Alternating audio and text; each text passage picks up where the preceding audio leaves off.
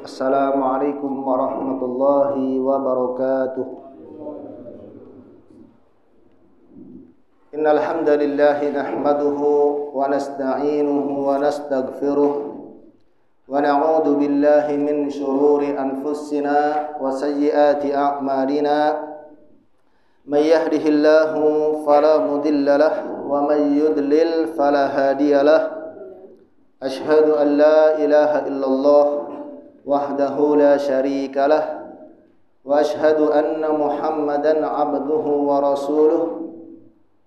Yaqulullahu ta'ala fil Qur'anil Karim, ya ayyuhalladzina amanu taqullaha haqqa tuqatih wa la tamutunna illa wa antum muslimun. Wa ya ayyuhalladzina amanu taqullaha wa qulu qawlan sadida yuslih lakum a'malakum wa yaghfir lakum dhunubakum wa may yuti'illaha wa rasulahu faqad faza fawzan 'azima.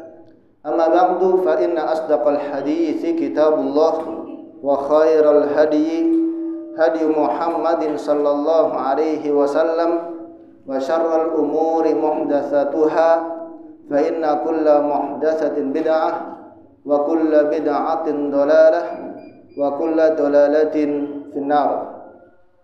Kaum muslimin, bapak-bapak dan ibu-ibu yang dirahmati Allah Subhanahu wa taala, alhamdulillah kita bersyukur memuji Allah Subhanahu wa taala atas segala limpahan karunia dan nikmat yang senantiasa Allah berikan kepada kita hingga saat ini.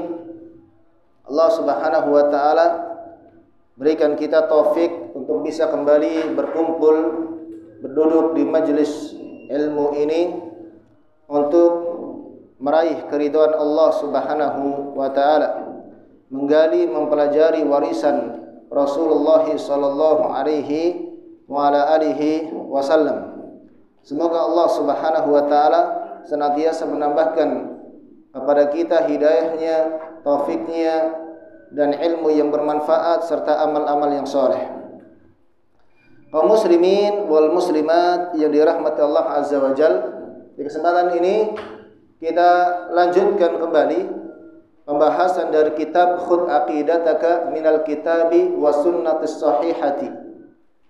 Ambillah akidahmu dari Al-Quran dan sunnah yang sahih yang ditulis oleh Syekh Muhammad bin Jamil Zainu rahmatullahi ta'ala alaih. Dan kita masih pada pembahasan tentang al-amalu bil Qur'ani wa sunnah wal hadis. Wajibnya beramal dengan Al-Quran dan hadis Nabi sallallahu alaihi wa ala alihi wasallam. Dan kita masuk pada pertanyaan yang keenam dari bab ini, di mana Syekh Muhammad bin Jamil Zainu rahimahullah ta'ala beliau mengatakan, kaifa tuhibbullaha wa rasulah. Bagaimana engkau mencintai Allah dan Rasulnya? Bagaimana engkau mencintai Allah dan Rasulnya? Apa jawabannya? Jawabannya adalah uhibbuhuma bi ta'atihima. Aku mencintai keduanya, yakni mencintai Allah dan Rasulnya dengan melakukan ketaatan kepada keduanya, dengan taat kepada Allah dan taat kepada Rasulullah sallallahu alaihi wasallam. Wattiba'i awamirihima, dan mengikuti perintah-perintah keduanya, mengikuti perintah Allah dan mengikuti perintah Rasulullah sallallahu alaihi wa ala alihi wasallam. Jadi pembahasan kita kali ini adalah pembahasan tentang apa? Tentang cinta kepada Allah dan cinta kepada Rasulullah sallallahu alaihi wa ala alihi wasallam. Nah, jemaah sekalian, mencintai Allah dan mencintai Rasulullah sallallahu alaihi wasallam adalah merupakan kewajiban bagi seorang muslim. Setiap muslim maka wajib mencintai Allah dan Rasulnya. Dan ini termasuk ke dalam pokok keimanan. Termasuk ke dalam pokok keimanan. Iman seseorang tidak sempurna kecuali dia mencintai Allah dan Rasulnya melebihi segala sesuatu. Mencintai Allah dan Rasulnya melebihi segala sesuatu. Dan ini banyak dalilnya dari Al-Quran dan Sunnah Nabi Sallallahu Alaihi Wasallam. Di antara dalilnya yang pertama dalam surat Al-Baqarah ayat 165. Allah Subhanahu wa taala berfirman, alladzina amanu asyaddu hubban lillah. Orang-orang yang beriman itu sangat besar cintanya kepada Allah Subhanahu wa taala. Alladzina amanu asyaddu hubban lillah. Orang-orang yang beriman mereka sangat besar cintanya kepada Allah Subhanahu wa taala. Kemudian di dalam surat Ali Imran yang ini juga dibawakan oleh Asy-Syaikh ya. Dalam surat Ali Imran ayat 31 Allah Subhanahu wa taala berfirman, "Qul in kuntum tuhibbunallaha fattabi'uni." Katakanlah jika kalian mencintai Allah maka ikutilah aku. Ikutilah Rasulullah sallallahu alaihi wasallam. Jadi Allah Subhanahu wa taala berfirman, apabila kalian mencintai Allah maka ikutilah Rasul sallallahu alaihi wasallam. Yuhibbukumullahu, maka Allah akan mencintai kalian. Wa yaghfir lakum dzunubakum, dan Allah akan mengampuni dosa-dosa kalian. Wallahu ghafurur rahim, dan Allah adalah zat yang Maha Pengampun lagi Maha Penyayang. Nah, ayat ini jemaah sekalian yang dirahmati Allah Subhanahu wa taala, banyak para ulama tafsir menyebutkan bahwasanya ayat ini adalah ayat yang disebut dengan ayatul imtihan. Ayat tentang ujian. Ujian bagi siapa? Ujian bagi orang-orang yang mereka mengaku cinta kepada Allah Subhanahu wa taala. Banyak orang yang mengakui bahwasanya mereka cinta kepada Allah Subhanahu wa taala. Maka Allah Subhanahu wa taala mensyaratkan bagi mereka yang mencintai Allah, Allah syaratkan, "Qul in kuntum tuhibbunallah." Katakanlah Muhammad kepada mereka yang mengakui cinta kepada Allah, "Fattabi'uni," maka ikutilah aku. "Yuhibbukumullah," maka Allah akan mencintai kalian. Jadi Allah Subhanahu wa taala memberikan syarat, in kuntum tuhibbunallah, jika kalian mencintai Allah. Ya, ini namanya masyrutnya, yang disyaratkan. Qul in kan harfu syartin dalam bahasa Arab itu in huruf syarat. Tuhibbunallah, kalian mencintai, il kuntum tuhibbunallah, itu dia namanya fi'il syarat kalau dalam bahasa Arab. Ya. Fattabi'uni, namun di sini jawab syaratnya karena fi'il amr maka kemasukan fa waqi'atun fi jawabi syarat. Ya, jadi syaratnya apabila mereka mencintai Allah maka harus apa? Mengikuti Rasulullah sallallahu alaihi wasallam. Sehingga apa? Sehingga kalau mereka tidak mengikuti Rasulullah sallallahu alaihi wasallam maka hakikatnya mereka tidak mencintai Allah Subhanahu wa taala.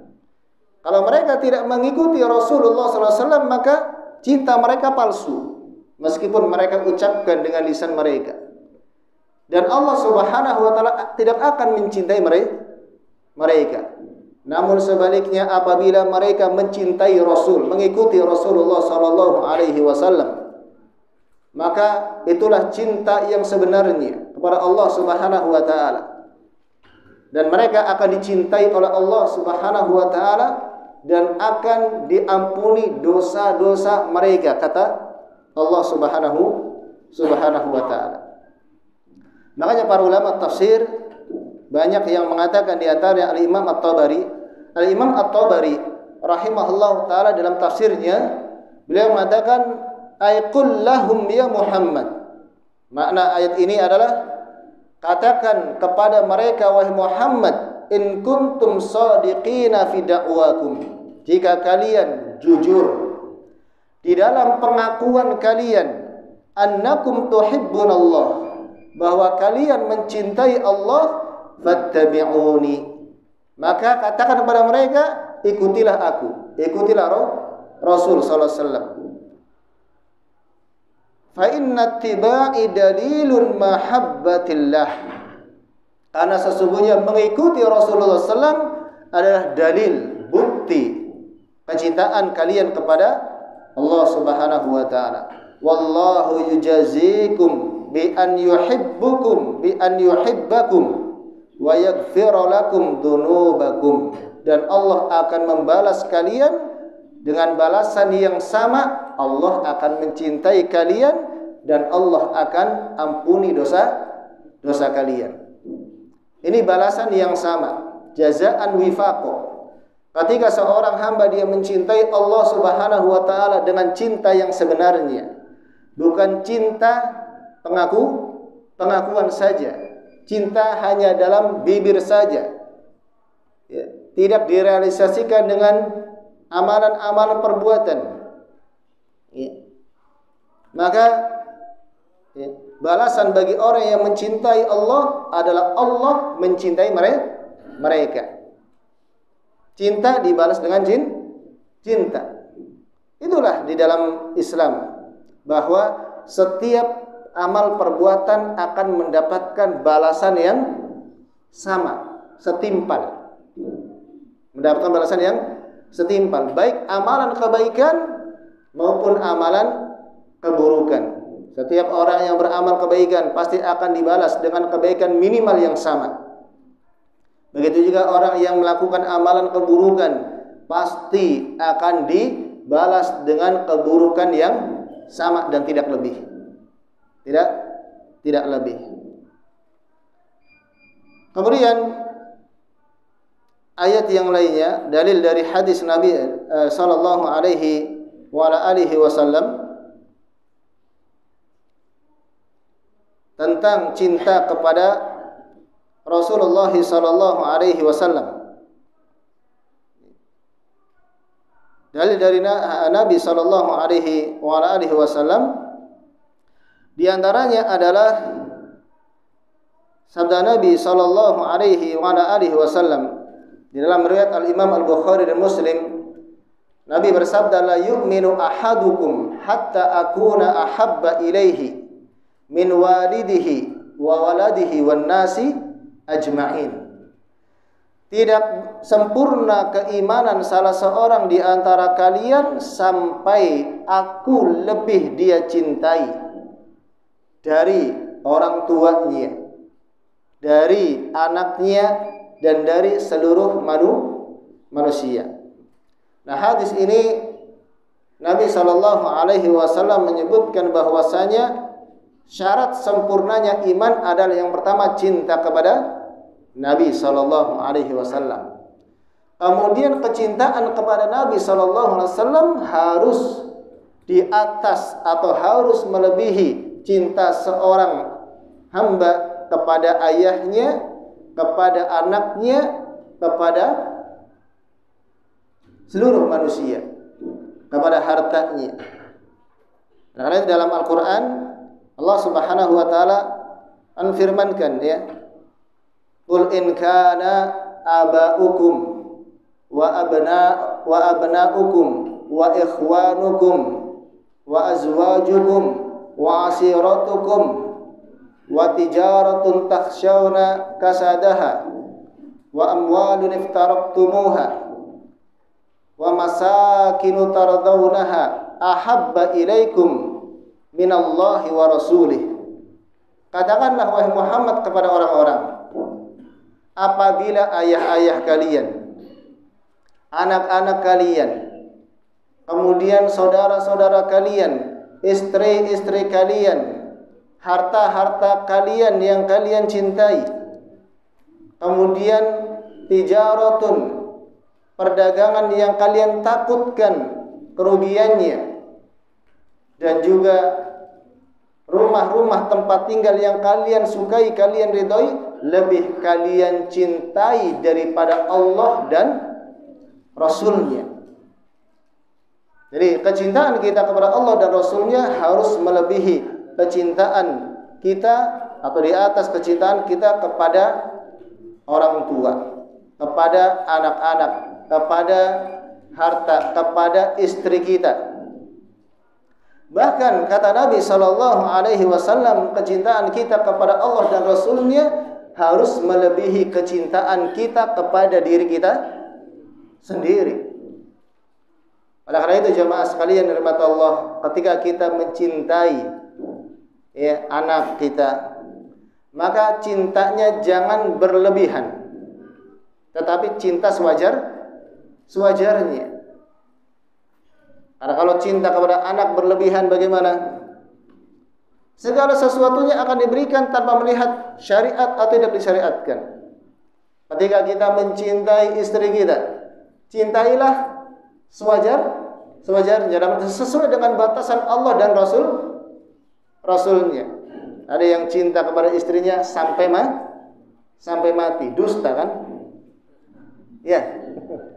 Saya cinta kepadamu sampai mati, kita apa? Ya, hidup dan mati bersama, dusta. Ya, istrinya meninggal, dia nikah lagi. Enggak ikut mati. Suami meninggal, enggak ikut mati juga kan? Dusta. Ya, cintailah sewajarnya supaya kita tidak kecewa. Ketika kita cinta kepada saudara kita, cintailah sewajarnya sesuai dengan syariat Allah Subhanahu wa taala. Oleh karena cinta kepada makhluk itu harus diikat dengan apa? Kecintaan kepada Allah dan Rasulnya.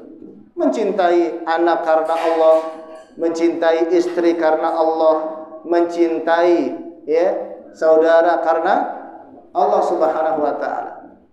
Dan kita cinta kepada orang-orang beriman karena kecintaan mereka, keimanan mereka kepada Allah Subhanahu wa ta'ala.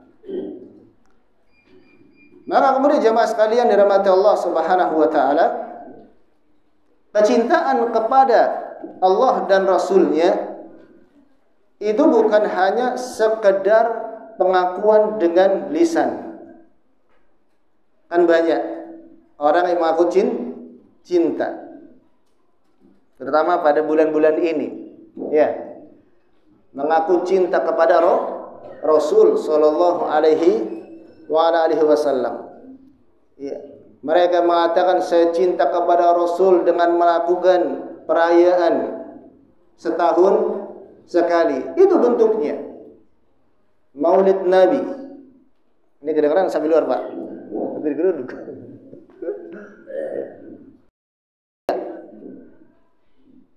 Makanya dalam ayat ini, qul in kuntum tuhibbunallaha fattabi'uni, maka ikuti Rasulullah sallallahu alaihi wasallam. Jadi cinta kepada Allah dan Rasulnya butuh bukti.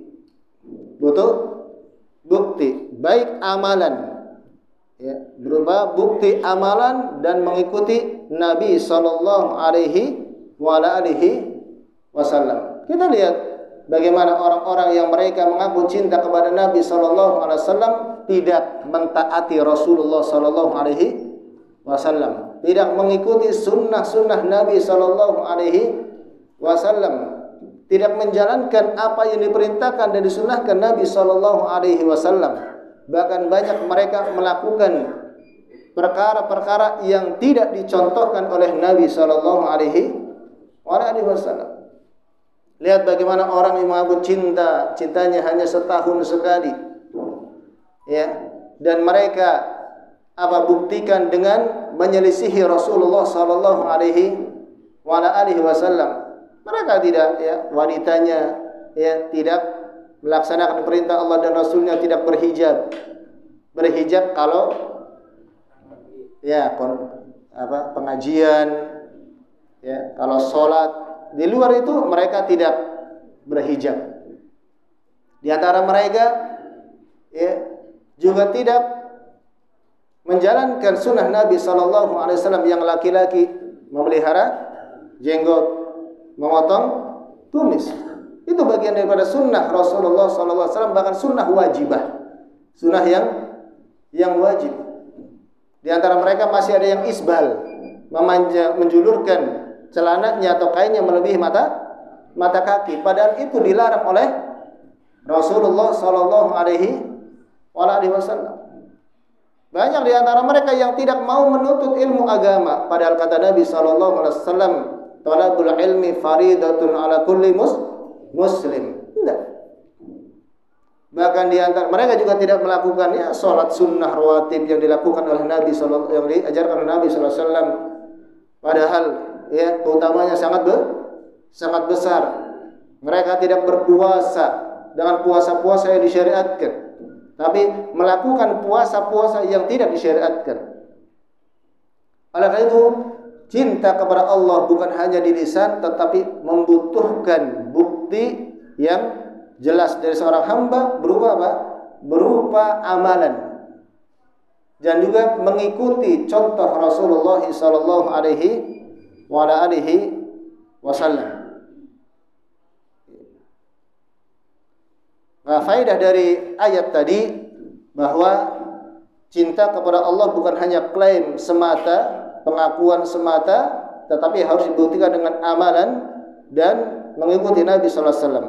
Yang kedua, mengikuti Nabi adalah syarat cinta yang benar, cinta yang sejati. Mengikuti Nabi sallallahu alaihi wasallam. Makanya Nabi sallallahu alaihi wasallam bersabda, "Man raghiba an sunnati falaysa minni." Barang siapa yang dia tidak suka dengan sunnahku, maka dia bukan bagian dariku. Nabi sallallahu alaihi wasallam bukan bagian dari umat Nabi sallallahu alaihi wasallam. Dia enggak suka dengan sunnahku. Dan ini maknanya bahwasanya barang siapa yang dia suka dengan sunnah Nabi sallallahu alaihi wasallam, mengerjakan sunnah-sunnahnya, maka itu bagian daripada umat Nabi sallallahu alaihi wasallam. Dan faedah dari ayat tadi juga bahwasanya mengikuti Nabi sallallahu alaihi wasallam menjadikan sebab ampunan dosa. Tidak hanya mendapatkan cinta Allah, tetapi seorang hamba dia akan mendapatkan ampunan dari Allah Subhanahu wa taala. Kemudian juga kabar gembira bagi orang-orang yang beriman yang mengikuti Rasulullah sallallahu alaihi wasallam akan mendapatkan dua kabar gembira, yaitu cinta Allah dan ampunan tadi. Ini kenapa? Pahala atau balasan yang sangat besar dari Allah Subhanahu wa taala. Ketika seorang dia mendapatkan cinta Allah, apa yang akan dia dapatkan? Yang kata dalam hadis qudsi, ya, wa idza ahbabtuhu kuntu sam'ahu alladhi sami'ahu bihi wa basarahu alladhi yubsiru biha wa yadahu allati yabtishu biha wa rijlahu allati yamshi biha. Kalau aku sudah mencintai hambaku, maka aku akan menjadikan pendengarannya yang dia gunakan untuk mendengar.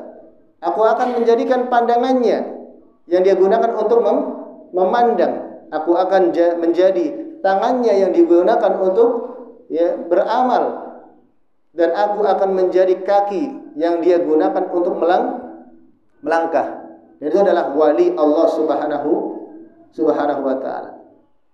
Wali Allah adalah orang-orang yang beriman dan bertakwa, yang mereka menjalankan perintah-perintah yang wajib dan menjalankan sunnah Nabi sallallahu alaihi wasallam. Jadi orang yang mencintai, orang yang menjalankan perkara yang wajib, menjalankan sunnah Nabi sallallahu alaihi wasallam, maka dia akan menjadi wali Allah.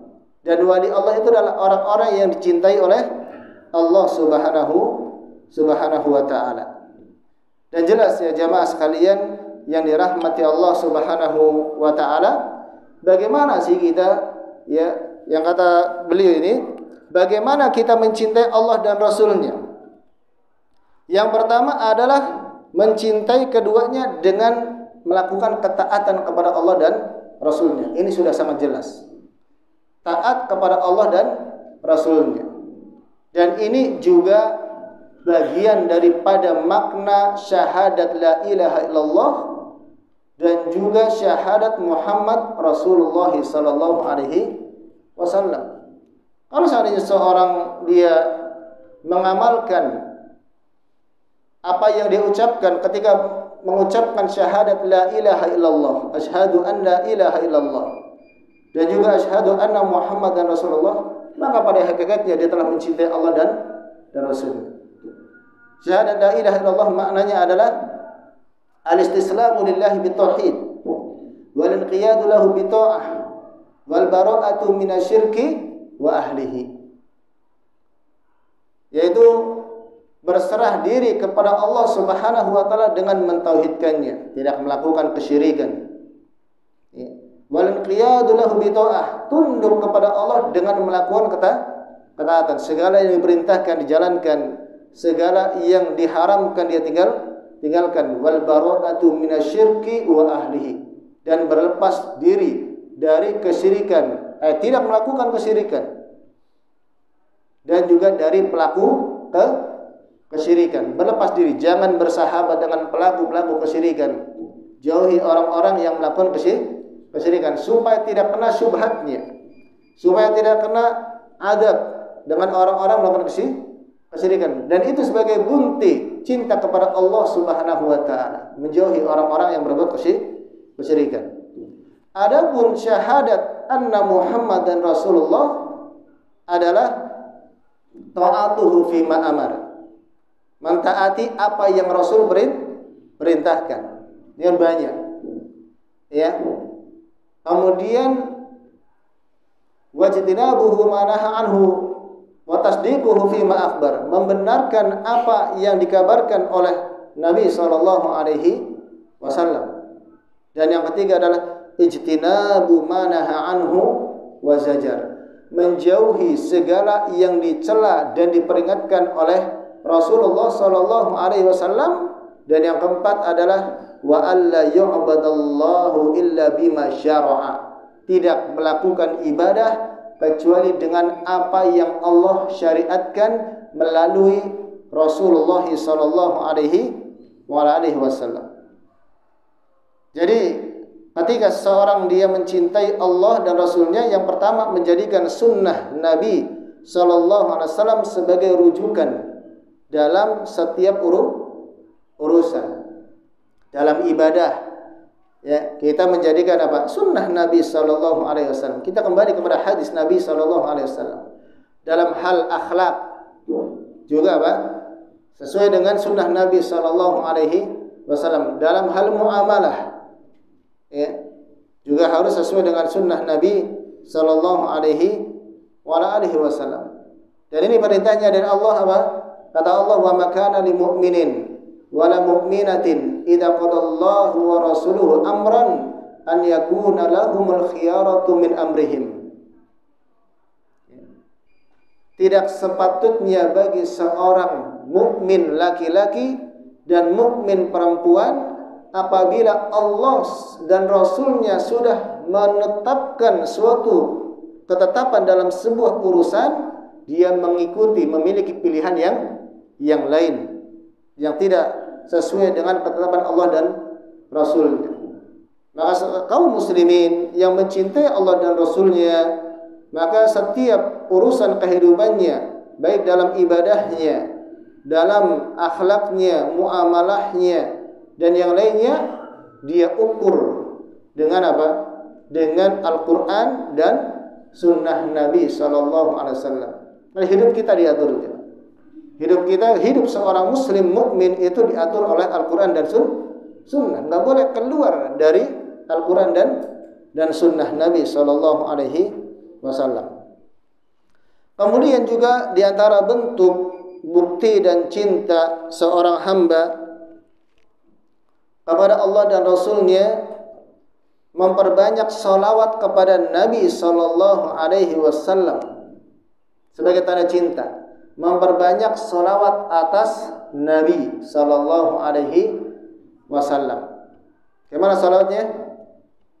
Allahumma salli wa sallim ala nabiyyina Muhammadin, atau sallallahu alaihi wasallam, atau dengan salawat yang paling lengkap namanya salawat Ibrahimiyah. Allahumma salli ala Muhammad wa ala ali Muhammad kama sallaita ala Ibrahim wa ala ali Ibrahim, dan seterusnya. Memperbanyak salawat kepada Nabi dengan salawat yang disyariatkan. Dan ini diperintahkan oleh Allah Subhanahu wa taala. Ketika Allah Subhanahu wa taala berfirman, ya ayyuhalladzina amanu innallaha wa malaikatahu yusholluna 'alan nabi ya ayyuhalladzina amanu shallu 'alaihi wa sallimu taslima. Ini ayat dalam Al-Qur'an. Sesungguhnya Allah dan para malaikatnya bersolawat atas Nabi sallallahu alaihi wasallam.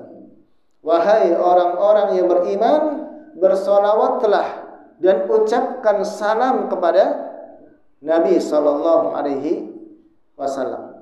Yang dimaksud salawat di sini adalah doa seorang muslim untuk Nabi sallallahu alaihi wasallam. Maka barang siapa yang dia bersolawat kepada Nabi sallallahu alaihi wasallam, maka Allah akan bersolawat kepadanya sebanyak 10 kali. Jadi ketika seorang hamba dia bersolawat kepada Nabi, kebaikannya untuk yang bersolawat. Kata Nabi SAW dalam hadis, "Idza sami'tumun nida, faqulu mithla ma yaqulu al-mu'adhdhinu, thumma sallu 'alayya, fa innahu man shalla salatan sallallahu 'alaihi biha asyrah." Apabila kalian mendengar suara adzan, maka ikutilah bacaan muadzin. Kemudian setelah selesai maka bersolawatlah atasku. Sesungguhnya barang siapa yang dia bersolawat atasku 1 kali, maka Allah akan bersolawat kepadanya 10 kali. Dalam hadis Nabi SAW menyebutkan, orang yang paling dekat denganku pada hari kiamat nanti adalah orang yang paling banyak bersolawat kepadaku. Nabi SAW mengajarkan ya, setiap pagi pada zikir pagi dan zikir petang disunahkan untuk bersolawat sebanyak 10 kali. Di hari Jumat ya, dianjurkan untuk memperbanyak salat kepada Nabi sallallahu alaihi wasallam. Nah, kita kalau ngaku cinta kepada Rasul, banyak bersolawat. Baik ketika salat di waktu yang telah ditentukan, atau salawat secara di waktu yang mutlak, ataupun bersolawat ketika nama Nabi Muhammad disebutkan. Kata Nabi SAW, orang yang ketika nama Nabi Muhammad SAW disebutkan dia enggak bersolawat, maka dia orang yang bakhil, orang yang pelit. Al-bakhilu man dzukirtu indahu wa lam yusalli alayya. Orang yang bakhil, yang pelit adalah orang yang ketika namaku disebut dia tidak bersolawat. Nah jamaah sekalian, salawat ini ibadah yang sangat besar faidahnya dan manfaatnya bagi seorang hamba. Maka berbanyaklah salat pada Nabi SAW sebagai tanda cinta. Lalu kemudian mendahulukan perintah beliau daripada hawa nafsu dan kebiasaan. Mendahulukan perintah beliau Rasulullah SAW. Ada dalam satu hadis ya, yang disebutkan, la yu'minu ahadukum hatta hawahu taba'an lima jitu bihi. Tidak sempurna keimanan seseorang sampai hawa nafsunya mengikuti apa yang aku datang dengannya. Itu mengikuti sunnah Nabi SAW. Ini dalam banyak hal, misalnya puasa, ya kita kan pengennya setiap hari makan. Nabi sallallahu alaihi wasallam ya menganjurkan untuk berpuasa Senin ke Kamis, ya. Nah, kita jarang puasa. Pokoknya tiap hari makan. Ya walaupun puasanya adalah sunnah. Tapi kalau sebagai bukti cinta kan melaksanakan, mengerjakan apa yang disunahkan oleh Nabi sallallahu alaihi wasallam.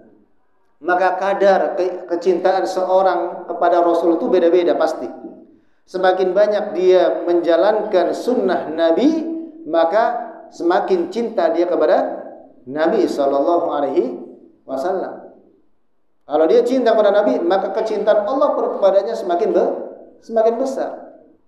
Nanti derajatnya di akhirat pun akan berbeda. Menjalankan puasa sunnah, menjalankan salat sunnah, salat sunnah rawatib itu Pak, ya. Sangat besar pahalanya. Salat sunnah rawatib yaitu salat sunnah yang mengiringi salat wajib. Yang muakkadah itu ada 10 ya. 12 atau 10? Yang sunnah muakkadah. Yang pertama, salat sunnah sebelum subuh 2 rakaat. Yang kedua, salat sunnah sebelum zuhur dan yang sesudahnya 2 rakaat atau 4 rakaat. Ya. Udah berapa itu, Pak? 6. Anggaplah 10 ya. Kalau 4 dengan 4. Kemudian sholat sunnah setelah maghrib 2 rakaat. Kemudian sholat sunnah setelah isya. Sebelum subuh Nabi SAW mengerjakannya di rumah. Mengerjakan di rumah. Sebelum dan sesudah zuhur Nabi mengerjakannya di masjid, kecuali setelah Jumat. Nabi SAW mengerjakan di rumah. Setelah maghrib dan setelah isya Nabi mengerjakannya di rumah. Mengerjakannya di rumah itu yang lebih besar pahalanya. Meskipun boleh saja mengerjakannya di masjid. Ya. Kalau hari-hari biasa mungkin karena nggak pas saat kajian ya. Karena kalau pas kajian rumahnya jauh, ya sholat sunnah subuh di rumah.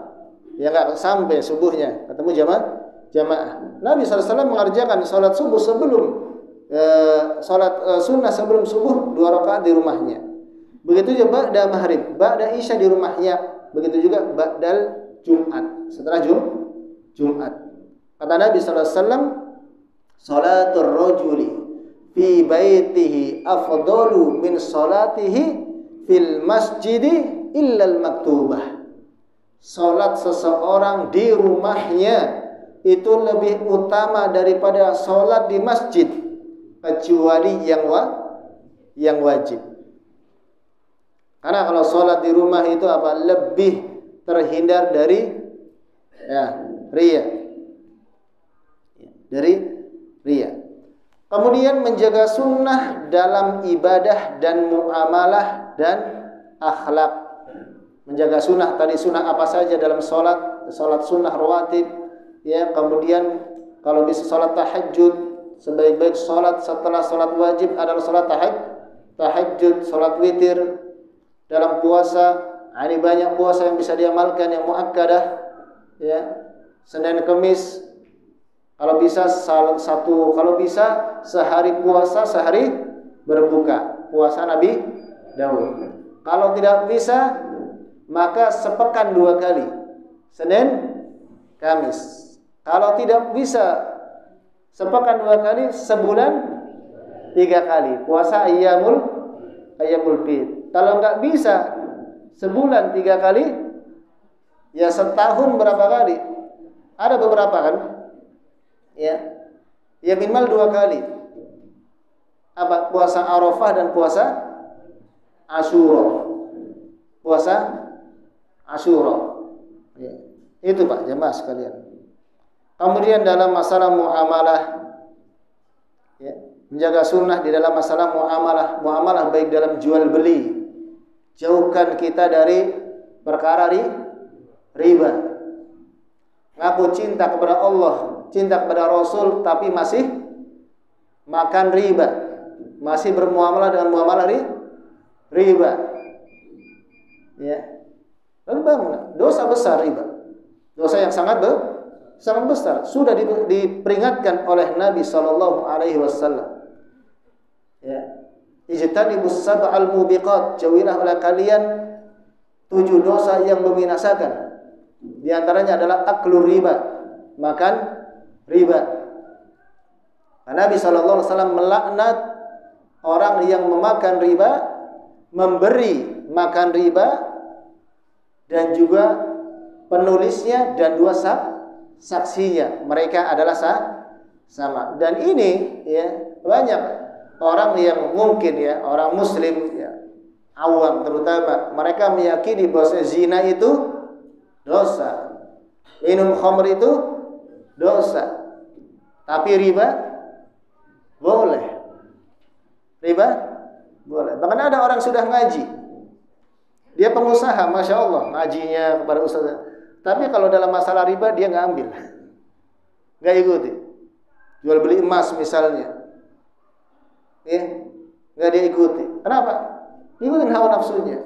Nggak mau ikuti contoh Rasulullah Sallallahu Alaihi Wasallam.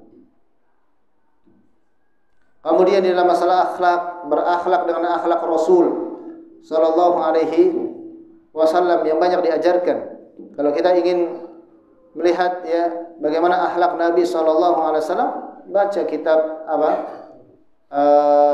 Al-Adabul Mufrad, yang tulis oleh Al-Imam Al-Bukhari, Al-Adabul Mufrad, atau dalam Kitabul Jami, dalam kitab Bulughul Maram, dan yang lainnya. Kemudian banyak berdoa kepada Allah agar Allah menganugerahkan cinta dan ampunan Allah Subhanahu wa ta'ala. Memperbanyak doa agar Allah cinta, atau kita bisa mencintai Allah Subhanahu wa ta'ala. Makanya ada doa, Allahumma inni as'aluka hubbak. Ya Allah, aku memohon kepadamu kecintaanmu, wa hubba man yuhibbuk, dan kecintaan orang yang mencintai orang beriman, wa hubba amalin yuqarribuna ila hubbik, dan cinta amalan yang dapat mendekatkan diri kami kepada kecintaanmu.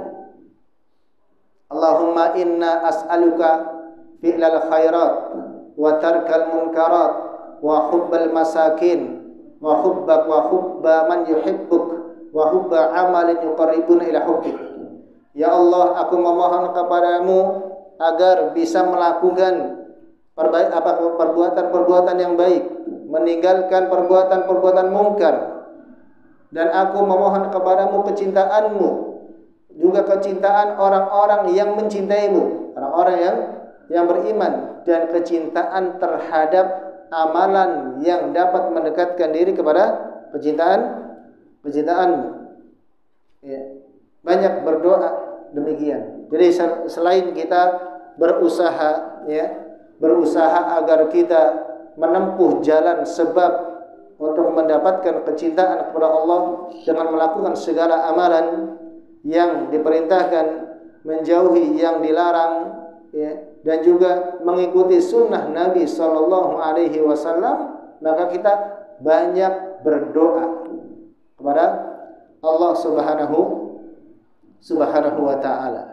Nah, seorang yang tidak akan mungkin ya dia mendapatkan kecintaan kepada Allah dengan upayanya sendiri. Kecintaan Allah adalah rahmat dari Allah Subhanahu wa Ta'ala. Kita nggak tahu apakah amalan-amalan kita diterima oleh Allah Subhanahu wa Ta'ala. Apakah sesuai dengan yang Allah perintahkan atau tidak. Maka memohonlah kepada Allah Subhanahu wa Ta'ala dengan doa-doa tersebut. Dan Allah Subhanahu wa Ta'ala telah menyebutkan dalam Al-Qur'anul Karim,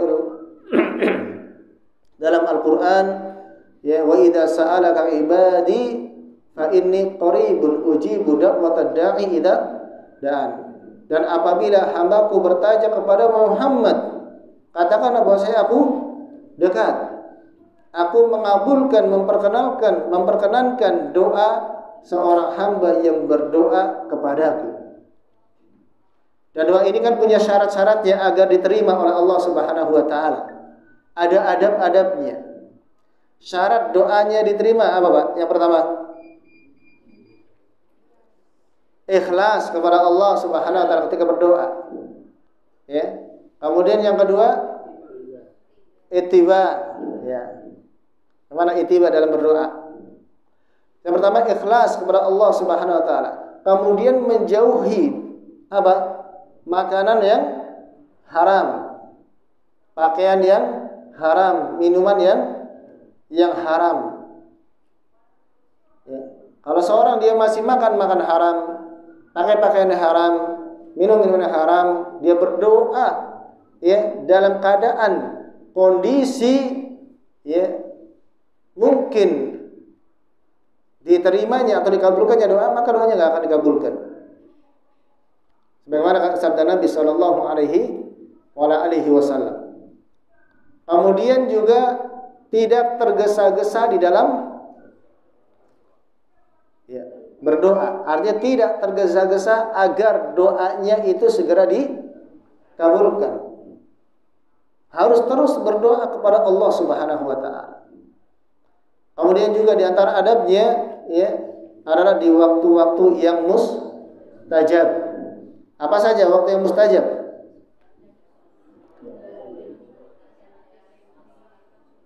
Ya. Yang pertama adalah di sepertiga malam yang terakhir. Allah turun di sepertiga malam yang terakhir ke langit dunia. Ya, lalu berfirman, adakah di antara hambaku yang meminta kepadaku sehingga aku berikan? Adakah yang minta ampun kepadaku sehingga aku ampuni? Kemudian kapan lagi? Apa itu?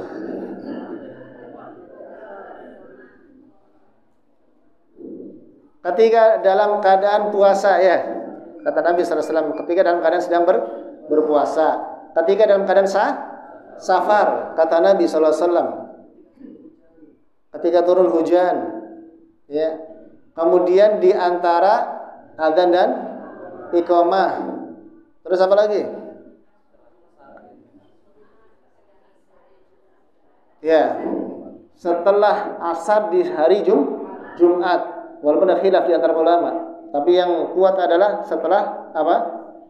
Yaitu waktu asar. Kemudian ketika sedang sakit, safar kan tadi sudah. Ya, makanya ketika kita menjenguk orang sakit, selain kita mendoakan, kita minta didoakan orang yang sakit. Kemudian doa orang yang terzolimi. Doa orang yang terzolimi. Ada kisah ya di mana pada zaman dahulu,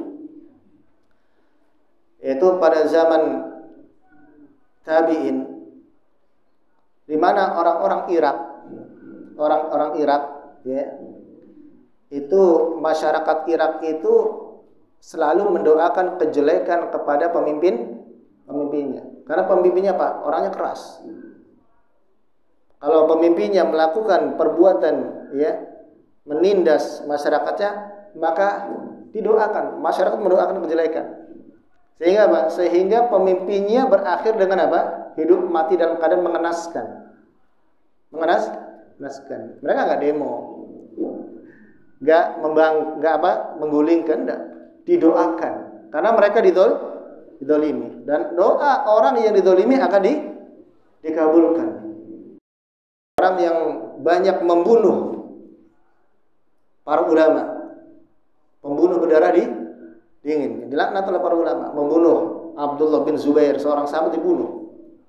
Ya, tapi penghafal Quran, pengajar Al-Quran. Ketika menjadi gubernur Irak,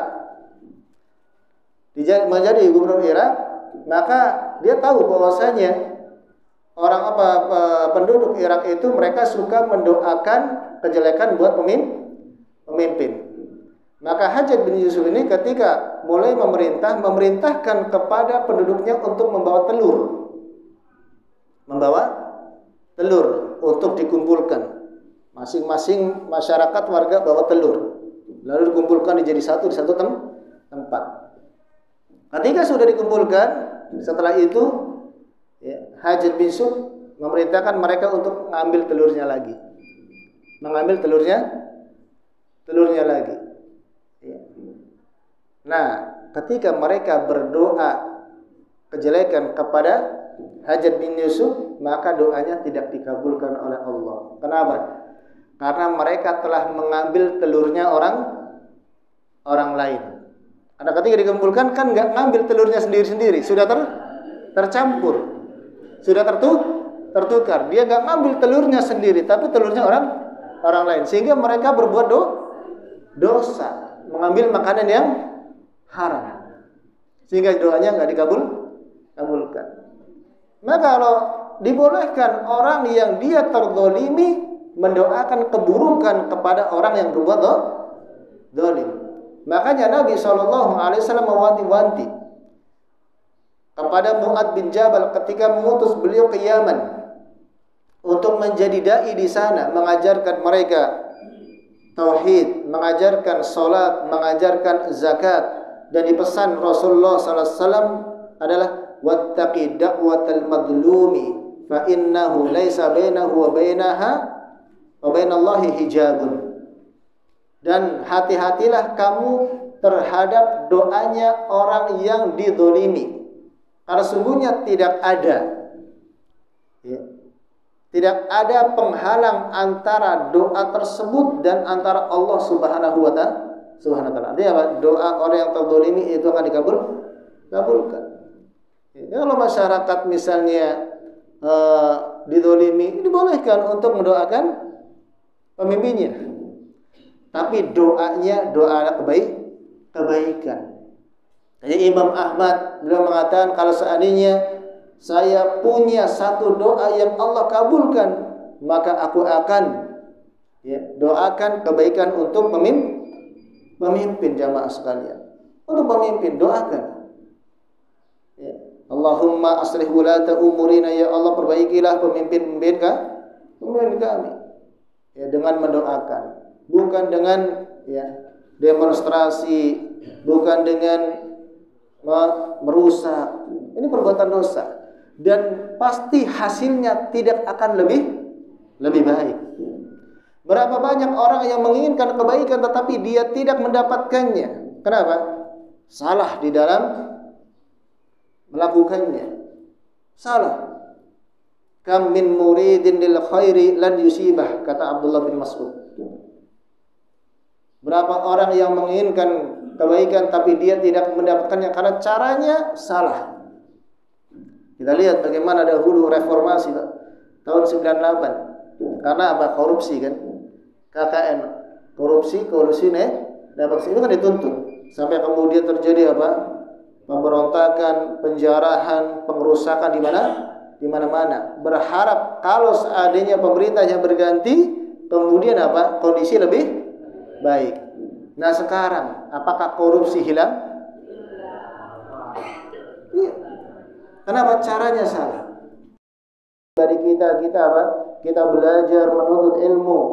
Setelah kita berilmu, kita tahu yang wajib kita amalkan, yang sunnah kita amalkan, yang haram kita tinggalkan. Lalu kita ajarkan kepada keluarga kita. Lalu kemudian kita ajarkan, dakwahkan kepada tetangga, kepada kaum muslimin. Nah, ketika seluruh kaum muslimin sudah beriman, sudah baik, maka akan muncul pemimpin dari yang baik. Sekali-kali tidak akan muncul pemimpin dari pemimpin yang baik kalau seandainya masyarakatnya belum baik. Kalau diganti pemimpinnya misalnya dengan cara seperti itu, yang muncul juga Pak, pemimpin yang tidak baik, masyarakatnya masih seperti itu. Untuk menjadi pejabat, menjadi pemerintah, aparat, banyak masyarakat melakukan apa? Suap, sogokan, dan yang lain. Bagaimana pemimpin itu? Makanya kita banyak berdoa kepada Allah Subhanahu wa Ta'ala, agar pemimpin kita diperbaiki, kemudian kita beramal, kita menuntut ilmu, dan kita dakwahkan kepada keluarga kita dan juga kepada masyarakat semampu kita, sesuai dengan ya, ilmu yang kita miliki. Jadi inti jamaah sekalian yang dirahmati Allah Subhanahu wa taala, bahwa mencintai Allah dan Rasulnya itu adalah dengan mentaati Allah dan Rasulnya, mengikuti sunnahnya, menjauhi perkara yang kesyirikan, bid'ah dan yang lainnya. Tapi barangkali sampai di sini ada yang bertanya ke jemaah.